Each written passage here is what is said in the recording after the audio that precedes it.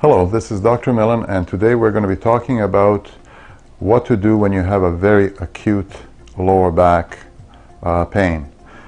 This applies to if you are in pain right now or if you have just gone through an episode where you have had a very, very painful back. First of all, what does it mean?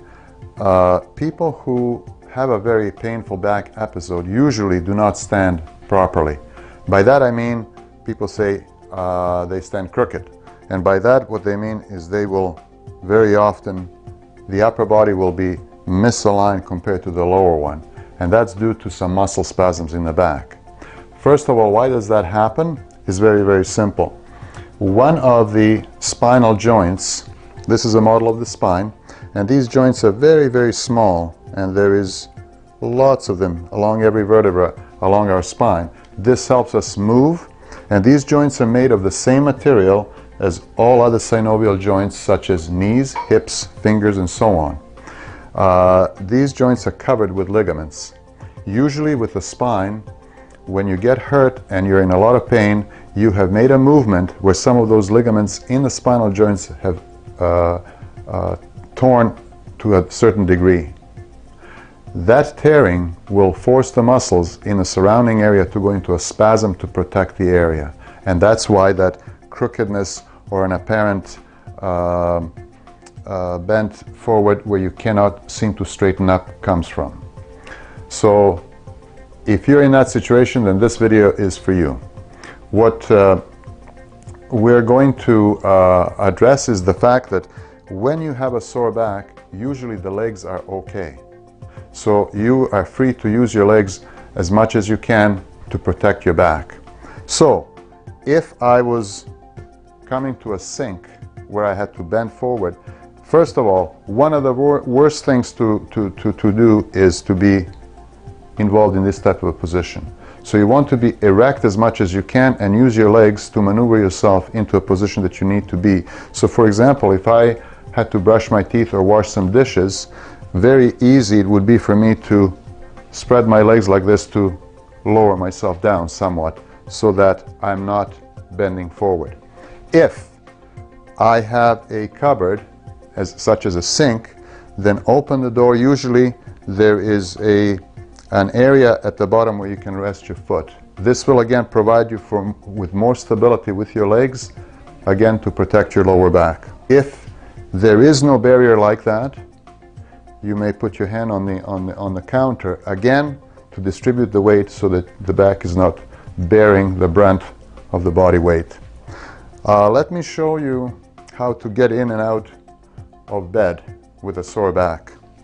Now, if I have a very, very sore back, I'm going to have to maneuver myself little by little onto a bed surface until I am sitting on it, and then with the help of my arms, I will lower my body onto the side, lift my legs up, and then get myself into as comfortable position for sleeping as I can. To get out of bed, I would be doing the same thing. Get my body close to the edge, get my legs off the edge, and then push with my arms, keeping my back as flat as possible. Again, I want to help myself with the arms, maneuver my body into a position on the side of the bed, place my legs underneath, and then use the leg muscles to stand up. Let me demonstrate how to get in and out of the car. Let us assume that this is the door of my car, and I'm going to open it. Try and open it with both hands, because using it with one, we tend to twist, and that is the action we absolutely have to avoid. So we would open the door, and then, again, just like with the bed, the car is behind me with an open door. I will lower myself down until my bottom hits the chair, and then position myself again into the car, move my legs one by one into the car, and then close the door. I would be doing the same thing on the way out. Again, deliberately move the one leg out, the second leg out, get your body to the edge, place your feet under as much as possible. With the car, you may have to hold on to frames and so on, but again, the idea is to keep the back as flat as you can and ease yourself into a standing position.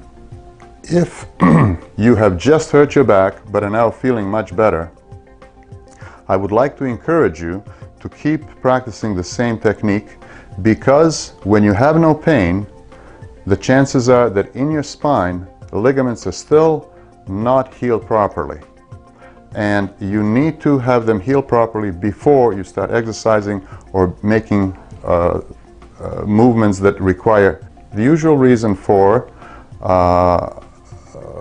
problems with that result in a re-injury to the back, particularly if it is in the same area, it is because whatever the original problem is has never been corrected. What are these problems? Usually they're postural. Most often they're postural. In other words, we stand improperly. Typically 80% of the people tend to have a sway back, and if that is not corrected, then it tends to re-injure in the same area. It can also be due to improper sleeping habits or working habits. It can be also due to spinal joint misalignment, which result from old injury, sometimes from arthritic changes.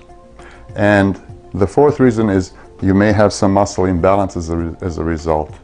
Muscle imbalances, again, will pull your body one way more so than the other, and that can result again in misalignment and injury to the spine in the same area.